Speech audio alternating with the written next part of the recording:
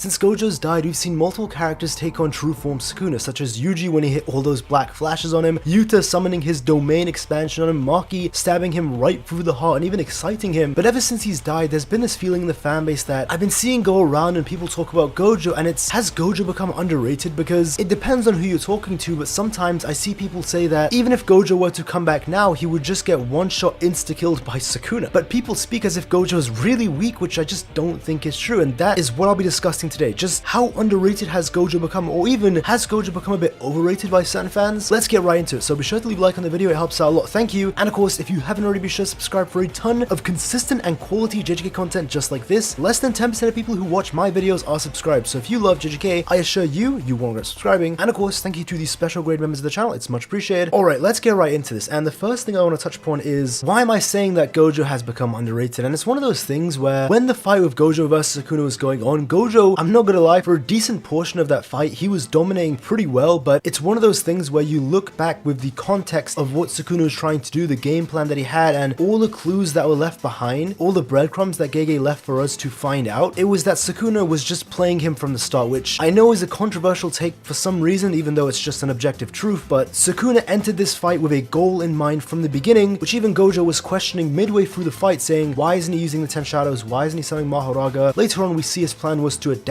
to Gojo's infinity, and by the end of it we see his true plan was specifically so that he could get a power up and obtain a technique that could even bypass Limitless, permanently making him stronger, which of course he did get, which is the world ending slash. But even with that, it doesn't change the fact that Gojo was fighting Ryomen Sukuna, and look, I know this Sukuna didn't have his true form, so he wasn't as physically strong because he didn't have his hulking body and 2 arms, and his slashes were nowhere near as powerful since he didn't have the 2 arms and the extra mouth to do chance for him, which even if we're not even talking about the world ending slash, those just generally made his slashes much stronger than normal, so just that extra buff that he would have had the entire time versus Gojo, he didn't have that. But even so, I do believe that the version of Sukuna that Gojo fought is stronger than any other version of Sukuna that anyone else has fought, and it's specifically because the version that Gojo fought had no nerfs from the beginning. Yes, he didn't have his true form, but he still had 20 fingers worth of cursed energy, 20 fingers worth of output with no restrictions, no nerfs, and he could spam his domain expansion as much as he wanted to. And this is not even including the fact that he had a top 5 technique in the verse, the 10 shadows, to use at his disposal, which is pretty crazy because that is a technique that is perfect for countering the infinity, specifically because Mahoraga can adapt to it, and Mahoraga is able to bypass that technique. So he had an ability which pretty much was perfect for beating Gojo, and I do believe that Sukuna would have won anyway, even if he didn't have the 10 shadows. Some people may agree or disagree with that, but that is a video that I've done on Heavy Weather's channel. I won't be talking about that here. That is a completely different topic, so if you don't agree with me, that's fine, and if you do, that's cool as well. But the point being, this version of Sukuna was powerful because it doesn't matter if he would have won or not with the 10 shadows, he had the 10 shadows with him. An incredibly powerful technique while he was fighting Gojo with his own technique, and Gojo truly pushed this man far. He truly pushed him to the absolute brink against a Sukuna that was fully healthy with no issues with a top 5 technique, and that alone should speak volumes as to how strong Sukuna is, because when Sukuna was nerfed, but granted not as nerfed, just being close to Yuji, he was able to instantly eviscerate him by simply grabbing his stomach and using cleaves. Now again, he can't do this currently because he is so much more nerfed than he was at that time when he did this, and we know for a fact that he could do this before, but he can't do this now because of what Yuta said, where Yuta said he's become so nerfed, his output's been lowered so much that I can actually come close to him, where this isn't something that I could have done before. I can now come in close and start fighting close quarters because of all the nerfs that Yuji was doing, actively lowering his output with each punch. But my point here is that Gojo was up close and personal with a Sukuna with no nerfs, 0 nerfs, and he was able to completely tank it. He was able to tank attacks that would have instantly split apart Yuta and Yuji, which we saw for a fact. It instantly dissected Yuji and Higuruma. He was there with no Limitless. I want to remind you that when he was tanking all of these attacks, he had Curse Technique burnout, so he did not have the Limitless during these moments, meaning that he was tanking these slashes from a Sukuna with full output, and not only that, but they were from his domain shot hit, making them guaranteed hits, which is even worse for Gojo, and he was tanking hundreds of them and it wasn't killing him. Even when Sukuna, as you can see, got up close and personal, he still couldn't cut all the way through against Gojo, which speaks volumes to Gojo's durability. It is not even comparable, the durability of Gojo, to characters like Yuta and Yuji, which is incredible because Yuji is one of the most durable characters in the entire series, including Yuta as well, who is being compared to a literal tank of water because of how much cursed energy he's got around him to protect him. And this isn't even including the fact that Sukuna, while already heavily nerfed, missing limbs, and honestly just on the brink of death, already took 7 black flashes from Yuji, and I'm not gonna act like he was fine by the end of it, but he was conscious and he immediately activated his domain expansion after, whereas one black flash, just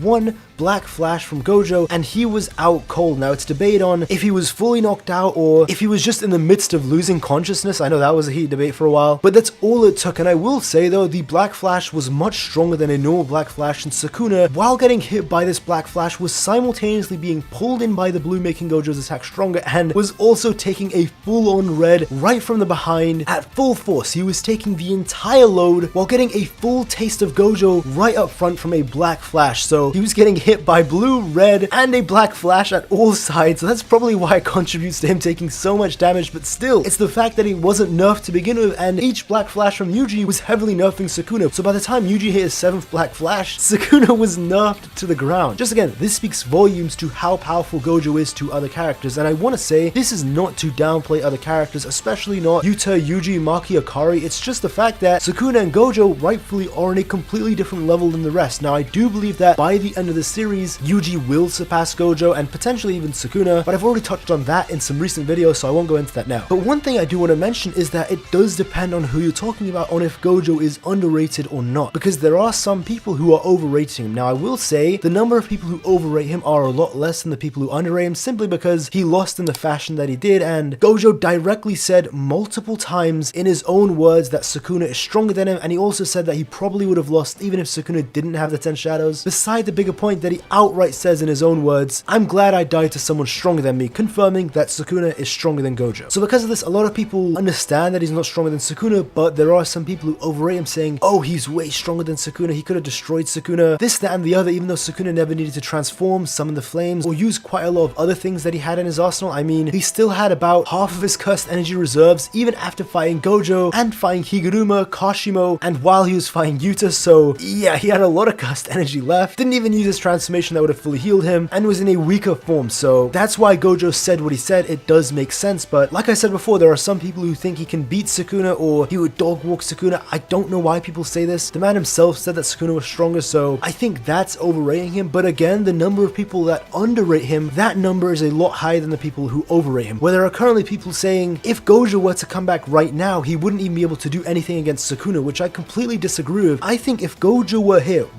right now, he would beat Sukuna pretty comfortably, honestly. And again, it's not that he's stronger than Sukuna, it's simply the fact that Sukuna has 50 nerfs on his head and Gojo doesn't have those nerfs. He has no output nerf, he got his reverse curse technique back. The only nerf that he would have had is the domain nerf, but to be honest, he would utterly kick Sukuna's ass right now. But again, context is important. It's because Sukuna has nerfs, but the point that I'm trying to make is that when you compare this to characters such as Maki, who gets black flashed away, the rest of the sorcerers who are getting toyed with by Sukuna, Yuta, who got cut in half while he had Sukuna within his domain, with Sukuna domainless while taking on a Yuji who was nerfing him simultaneously, it shows the massive gap between everybody else and Gojo. One thing I do want to touch upon though is the narrative point of Gojo being surpassed by the end of the series by a majority of characters, mainly Yuji, but it should be at least a good chunk of the cast. I don't see certain characters surpassing him, but it was Gojo's dream that he would gain strong, intelligent allies and even people who would surpass him, because in his own words he said, "These young kids can be as great as me, if not greater," and even said that their potential lies above even special grade and that they will surpass that concept entirely. So it would be pretty cool if we see by the end of the series that a majority of the main cast surpass him, because you have to remember all the strong characters right now. So Akari is only like 18, 17, Maki's only 16, Yuta's only 16, Yuji's only 15 years old doing all this. These are very young kids, and if you compare them to how Gojo was in hidden inventory when he was 16, it does show you that they can grow so much over the next decade, and potentially even after a decade they could be on Gojo's level as well. So I'm not saying nobody will ever surpass Gojo or he's unsurpassable. I mean, again, as I was saying earlier on, I think Yuji will surpass Gojo before the series itself even finishes, simply because his potential is on the same level as Sukuna. He's got multiple curse techniques and he's a complete beast at this point already when he's 15 years old, so that's not surprising at all, especially when you consider the fact that Sukuna is stronger than Gojo and he has the same potential as Sukuna. So I'm not saying Gojo is this unattainable wall that can never be surpassed, but just as of right now, he really stands head and shoulders above the rest of his students. So often when I see people say that that Gojo, there's no point of him coming back, he's not strong enough, and I just mean the power scaling aspects of him coming back, not talking about the narrative reasons and why he should or shouldn't, but I do believe that him coming back from a power scaling point of view would be very helpful for the cast, and maybe that's why GEGE has yet to bring Gojo back. You know, if you're on the whole train of Gojo is coming back or not, again, that is a whole different topic for another day, so I won't be getting into that now. I've already made a couple of videos on that, but in my opinion, that's probably the biggest reason why Gojo still hasn't come back. So if he is to come back, you know, if you believe it, if you don't, it doesn't matter, but just if you do, the reason he's not back yet is simply because if he were to come back, the man is simply too strong and he would take away a lot of the shine from the rest of the characters. So we got to see Maki shine, we got to see Yuta shine really heavily, and of course we got to see Yuji shine too, and we're sort of entering the end game right now. Sukuna activating his terrifying domain expansion. It's incomplete, but it is monstrous and it is ripping apart Yuji, and we even see him summoning his flames. So it's best that we get to see the main cast take on Sukuna and let them play out their story, especially Yuji, the MC, let him get his shine, rather than having Gojo come back right now and take him on and steal that spotlight from Yuji. But that's why, in my opinion, I do believe Gojo is very underrated by the fanbase. It's pretty funny because you could argue he was really overrated in the past, but since he's died, I do believe a lot of people have switched their opinions on him, but maybe too much. Maybe they're going too much on the deep end and it's reached the point of underrating. But hey, if you enjoyed the video, be sure to leave a like, it helps out a ton, thank you. And of course, if you haven't already, be sure to subscribe for a ton of consistent and quality JJK content just like this. Like I said in the intro, less than 10% of people who watch my videos are subscribed. So if you love JJK, I assure you, you won't regret subscribing. And of course, thank you to all the channel members as well. It is always much appreciated. But that's all from me. Have a great day and take care.